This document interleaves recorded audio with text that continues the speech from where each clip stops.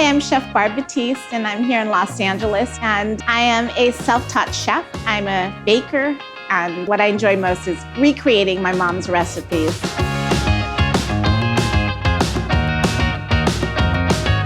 I started baking, I think I was about 7 years old from what I remember. I'd get home from school and I would bake chocolate chip cookies.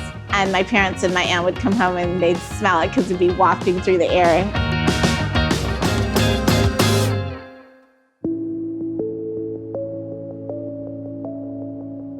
My mom influenced me through her cooking and through her baking and continues to do that even though she's no longer here. She was both a good baker and also a great cook. She never measured anything. In the Philippines, in the Tagalog language, she would say, another sandok. And a sandok meant a spoonful, a large spoonful. So to this day, that's kind of how I cook. And it's funny because baking is so precise, but I'm not a very precise baker. Nothing hurts. A little bit more butter, to me, is always a little bit better.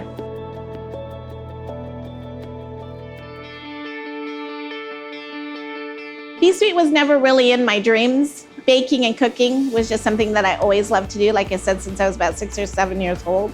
My husband encouraged me to do something with Kurt, my business partner and my best friend now 17 years, in terms of just my banana bread. It's my chocolate chip banana bread that I used to bake for my husband, Greg, and he would send it out to all of his clients, and every time he did, he would get these emails back. So he said, you should do something with that chocolate chip banana bread. Having Kurt do the business end of things and for me to be eventually the chef that I am today.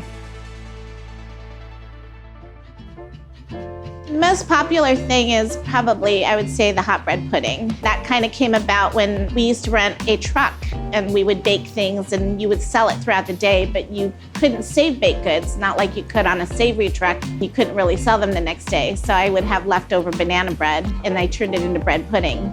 So eventually I thought, well, why not, take anything that was left over and turn that into different flavors of bread pudding. And it wasn't really too long ago that I started incorporating more of the Filipino flavors. My mom made a lot of Filipino desserts, but the flavors aren't familiar to anybody. So ube was something that I remember growing up. And if you don't know what a ube is, it's a Filipino purple yam that's really organically bright purple in color. It was almost educating people about flavors that they've never really heard about. The portions that we serve at B-Suite or at Big Boy, they are quite large, and the portions are big. When something should be for one person, it's usually for 2 or 3. It's like that in the Philippine culture. It's about family and it's about inviting people in.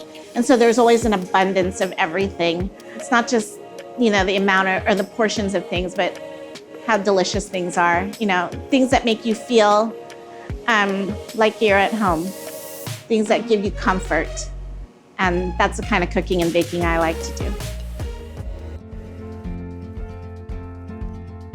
I think one of my pet peeves is dry desserts. I've been asked, why are your cakes so moist? It's a trick that you can't really teach. It's more of an experience of baking over and over again and taking things out of the oven kind of right before they're completely baked. Because you have to remember that pan that you're taking out of the oven, it's still permeating so much heat. So when you pull it out and you let it rest, it's still baking that cookie, it's still baking that cake. Even when you cook meats, you need to let meats rest. Those are, I think, for me, it's a helpful tip.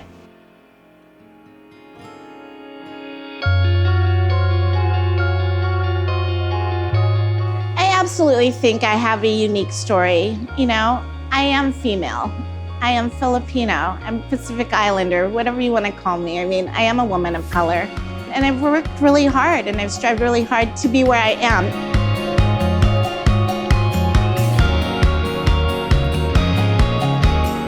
The Filipino Food Movement, I think I absolutely feel like I'm a big part of that. And I've definitely used my culture, who I am and what I'm about and how I was raised to definitely help have that awareness for people of who I am and what our country is about. I feel really proud of that. I feel proud to be a Filipino American. It was the way that I was raised, and I'm very, very proud of that.